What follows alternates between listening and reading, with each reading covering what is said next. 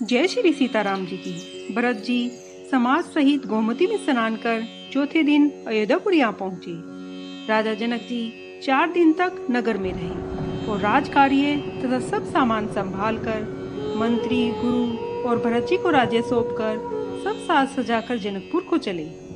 नगर के स्त्री पुरुष गुरु जी की शिक्षा मानकर सुख से राम जी की राजधानी अयोध्या में रहने लगे। श्री राम जी के दर्शन के लिए सब लोग नियम और व्रत करते हुए भूषण तथा सब प्रकार के सुख छोड़कर अवधि की आशा से जीते हैं। भरत जी ने मंत्री और अच्छे सेवकों को समझाया। वे शिक्षा पाकर अपने अपने काम पर लग गए। छोटे भाई शत्रुघ्न को बुलाकर उन्हें शिक्षा दी और सब माताओं की सेवा उन्हें सौंप दी। फिर ब्राह्मणों को बुलाकर प्रणाम करके बड़ी विनती की। बोला कि आप ऊंच नीच अच्छा बुरा जो भी काम हो उसके लिए मुझे आज्ञा दीजिएगा, इसके लिए संकोच न कीजिएगा। फिर कुटुंबियों, प्रतिष्ठित लोगों तथा प्रजा को बुलाकर उनका समाधान करके उन्हें बसाया। तदंतर छोटे भाई सहित गुरु जी के पास गए और हाथ जोड़कर दंडवत प्रणाम करके बोले, आज्ञा हो तो नियम पूर्वक रहूं। मुनि पुलकित शरीर होकर स्नेह से बोले, हे भरत, तुम जो समझोगे कहोगे या करोगे वही जगत में धर्म का सार होगा। यह शिक्षा सुनकर तथा बड़ा आशीष पाकर फिर ज्योतिषियों को बुलाया तथा शुभ मुहूर्त साध कर प्रभु की कढ़ाऊ को सिंहासन पर स्थापित कर दिया। श्री राम जी की माता कौशल्या जी और गुरु जी के चरणों में सिर नवाकर प्रभु की चरण पादुकाओं को की आज्ञा पाकर पर्ण कुटी बनाकर वहां पर धर्म धुरंधर धैर्यवान भरत जी नंदीग्राम में रहने लगे। भरत जी ने सिर पर जटाजूट बांधे, वल्कल वस्त्र धारण किए और पृथ्वी को खोदकर उस पर कुश का आसन बनाया। भोजन, वस्त्र, नियम और व्रत आदि से कठिन ऋषि धर्म का सप्रेम पालन करने लगे। भूषण, वस्त्र, अनेक भोग, सुख, इन सब को उन्होंने तन मन वाणी से तृण के समान छोड़ दिया। अवध के राज्य को देखकर इंद्र भी बड़ाई करते हैं और दशरथ जी के धन को देखकर कुबेर भी लज्जित हो जाते हैं। उसी अवधपुरी में वास करते हुए भरत जी ऐसे विरक्त थे जैसे चंपा के बाग में भोरा। राम जी के प्रेमी बड़भागी भक्त लक्ष्मी जी के भोग विलास को वमन की भांति छोड़ते हैं, उसकी ओर ताकते तक नहीं। राम जी के प्रेम पात्र भरत जी इस बात से कोई बड़े नहीं हुए, क्योंकि चातक टेक से और हंस शीर नीर के विवेक से सराहे जाते हैं। भरत जी की देह दिन दिन दुबली होती जाती है, पर तेज और बल नहीं घटता। मुख की कांति वैसी ही है। श्री राम जी के प्रेम में नित्य प्रण पुष्ट होता है। धर्म का दल बढ़ता है और मन कभी उदास नहीं होता।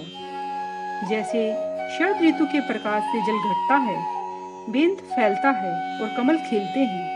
शम, दम, संयम, नियम और व्रत भरत जी के हृदय रूपी निर्मल आकाश में नक्षत्र हैं। विश्वास ही ध्रुव तारा है। अवधि पूर्णिमा है।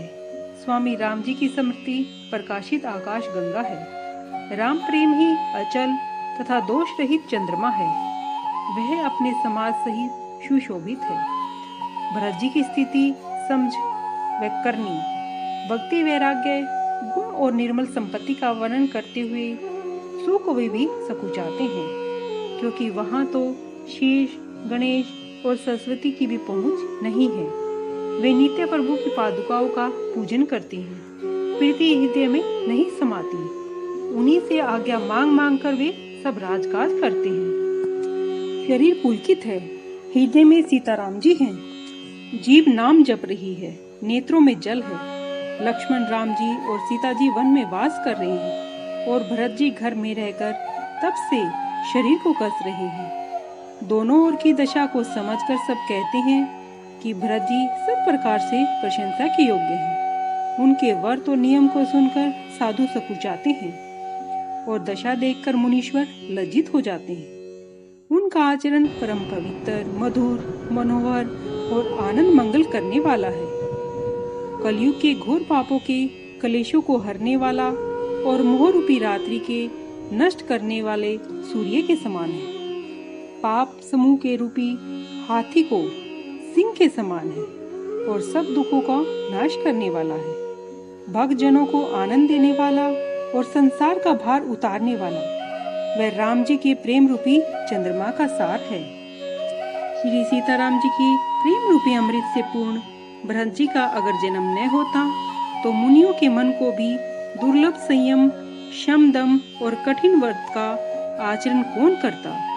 सुकृति के बहाने से दुख, जलन, दरिद्रता और दंभ आदि दोषों को भला कौन हरता।